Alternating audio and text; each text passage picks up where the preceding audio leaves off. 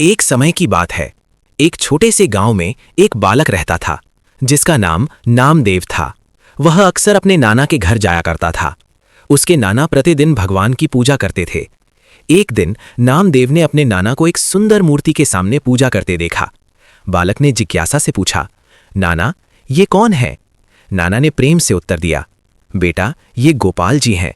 ये भगवान श्री कृष्ण का बाल रूप है। नामदेव ने ध्यान से मूर्ति को देखा।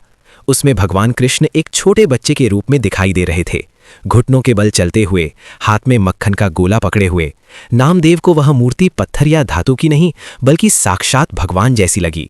उसे लगा जैसे गोपाल जी जीवित हों और उसी से बात करना चाहते हों। नामदेव का हृदय प्रेम से भर गया।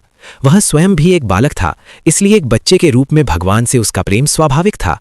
उसने अपने दादा से गोपाल जी की पूजा करने की अनुमति मांगी, लेकिन दादा ने मना कर दिया। उन्होंने कहा, बेटा, पूजा के लिए रोज स्नान करना जरूरी है। एक दिन दादा घर से बाहर गए हुए थे। तब नामदेव ने अपनी दादी से विनती की। दादी ने कहा, अगर तुम स्नान करके पूजा करोगे तो कर सकते हो। उस रात नामदेव सो नहीं पाया। वह बार बार अपनी माँ और दादी से कहता रहा कि गोपाल जी को पूजा के लिए नीचे लाया जाए, लेकिन उन्होंने कहा, अभी रात है, सुबह पूजा करना। जैसे ही सुबह हुई, नामदेव नदी गया, स्नान किया और गोपाल जी की मूर्ति को प्रेम पूर्वक धोकर पूजा की तैयारी की। उसने भगवान के लिए दूध लाया और सामने रख दिया। वह सोचने लगा कि गोपाल जी दूध पिएंगे। काफी समय बीत गया, लेकिन दूध ज्यों का त्यों पड़ा रहा। नामदेव को यह नहीं पता था कि मूर्ति स्वयं दूध नहीं पीती। वह दुखी होकर सोचने लगा, क्या भगवान का दिल पत्थर का है? उसने बार बार प्रार्थना की, रोने लगा, गिड़गिड़ाने लगा, लेकिन कोई प्रतिक्रिया नहीं हुई। तब उसने सोचा कि अगर वह अपनी आंखें बंद कर ले तो शायद गोपाल जी दूध पी लें। वह आंखें बंद करता, फिर झांक कर देखता, पर दूध वैसा ही था। समय बीतता गया, नामदेव की आंखें लाल हो गईं, आवाज भर्रा गई, लेकिन उसका विश्वास नहीं डगमगाया। अंत में उसने भगवान से कहा, अगर आप दूध नहीं पिएंगे तो मैं अपने प्राण त्याग दूंगा। बालक की यह निष्कपट, अडिग और सच्ची श्रद्धा भगवान को भी विचलित कर गई।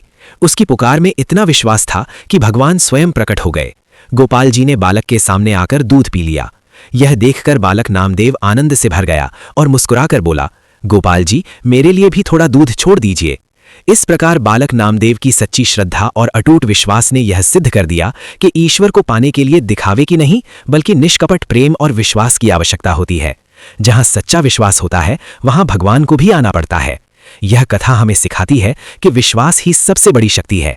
ईश्वर में अटूट श्रद्धा से हर समस्या का समाधान संभव है।